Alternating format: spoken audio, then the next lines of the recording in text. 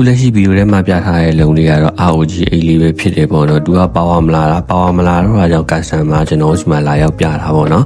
အဲ့ဒါနဲ့ကျွန်တော် customer ကိုမေးကြည့်ရပေါ့နော်ဘယ်လိုလုံရင်းနဲ့ဒီပါဝါမလာတော့ပါလဲပေါ့နော်သူကတော့ရေတော့ဝင်ထားတယ်သူတော့ပြောတယ်ရေဝင်ပြီးတော့သူကပါဝါမလာတော့ဘူးတဲ့ပါဝါမလာတော့အကြောင်းလာပြတာပေါ့နော်အဲ့ဒါနဲ့ကျွန်တော်တို့ဒီဖွင့်စစ်စစ်ကြီးတော့ဟုတ်တယ်ပေါ့နော်သူကဒီရေဝင်ထားတယ်ပေါ့နော်အဲ့ဒါကြောင့်မလို့ customer ကိုကျွန်တော် liquid clean နဲ့စားပြီးတော့လောက်ရမယ်ပေါ့နော်အဲ့အတွက်တော့ပြောတယ်ပေါ့နော်အဲ့ဒါနဲ့ customer ကလည်းလုံမယ်ပြောတာဖြစ်တဲ့အတွက်ကျွန်တော်တို့ဒီဖုန်းကိုတစားစီဖြုတ်လိုက်တယ်ပေါ့နော်ဖြုတ်ပြီးတော့ကျွန်တော်တို့ရေဝင်ထားတဲ့အစိပ်ပိုင်းတွေကိုတရား clean နဲ့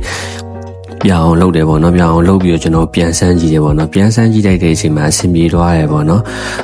ဒီဖုန်းတွေကသူကဒီဘက်ကပါကွဲနေတာပေါ့နော်ဘက်ကပါကွဲနေတဲ့ဖုန်းတွေကရေမဝင်အောင်ရန်ကယူဆိုင်ရတယ်ပေါ့နော်ဘာလို့လဲဆိုတော့ဘက်ကပါကြားတွေကနေပြီးတော့ရေဝင်နိုင်ရေပုံမှန်ဖုန်းတွေထက်ပိုများတယ်ပေါ့နော်ဒီဖုန်းတွေအဓိကဖြစ်နေတဲ့အကြောင်းရင်းလေးကတော့ရေဝင်တာကြောင့်ဖြစ်နေတာရေဝင်ထားတာကြောင့်ဖြစ်နေတာပေါ့နော်customer လည်းစောစီးလာလိုက်တဲ့အတွက်ဒီပိုကောင်းသွားတာပေါ့နော်နည်းနည်းကြာမယ်ဆိုရင်ကျန်တဲ့စိတ်ပိုင်းတွေမှာထိခိုက်သွားနိုင်တယ်ဒါပေမဲ့လို့ကျန်တဲ့စိတ်ပိုင်းတော့မထိခိုက်သွားဘူးပေါ့နော်ခုဟာ